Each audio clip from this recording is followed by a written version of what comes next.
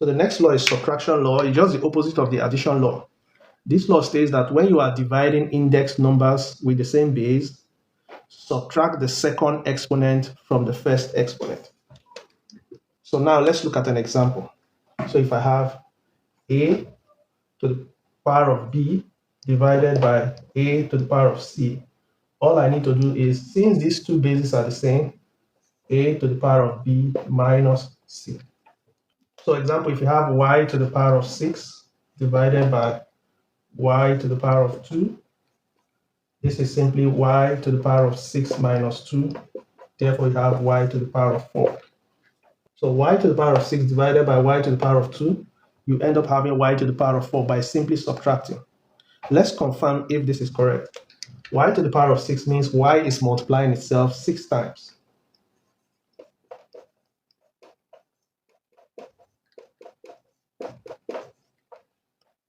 One, two, three, four, five, 6. And we are dividing. So divided by y to the power of 2 means y is multiplying itself 2 times. So y to the power of 6 is divided by y to the power of 2. We can just cancel out 1, 1, 1, 1. So we have 1, 2, 3, 4, which is y to the power of 4, the same as this. So this is a confirmation that this principle, this law is correct. When you have the same base, all you need to do is subtract the second exponent from the first exponent, and that will give you the answer. So now we are going to look at a few examples, and then we'll go to the next law. So by the time we go through all the laws and then we begin to solve more complex questions on indices, you'll discover that it will be very easy to solve those questions because you now have an understanding of all the laws and how they play out. Okay, let's solve example.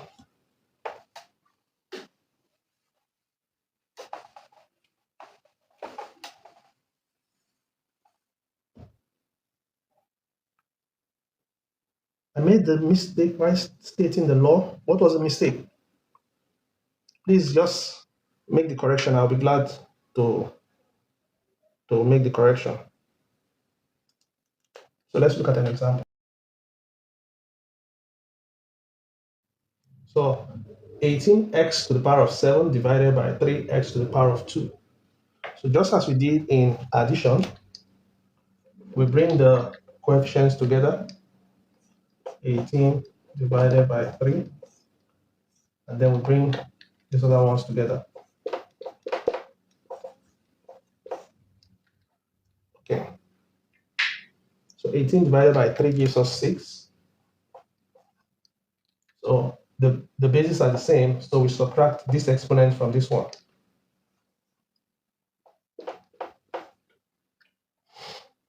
So we have, that gives us the answer. Okay, let's look at one more example. So in this particular question, we have two variables. So we bring each of the variables that are similar together, or each of the variables that are the same together.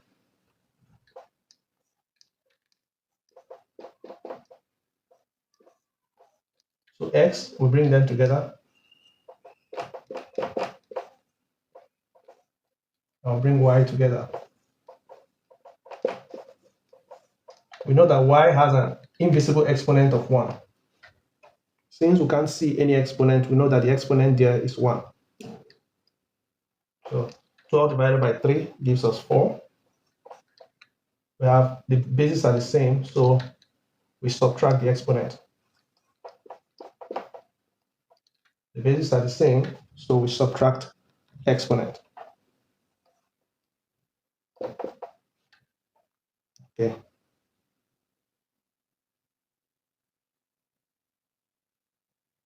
So 4 minus 3 gives us 1. So 4x.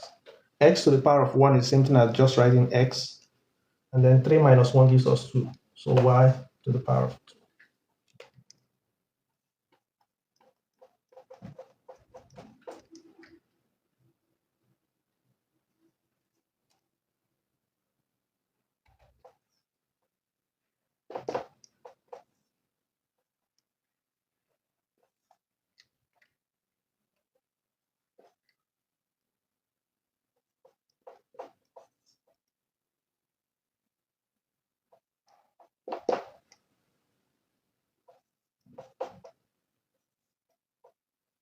Okay, so try out this question.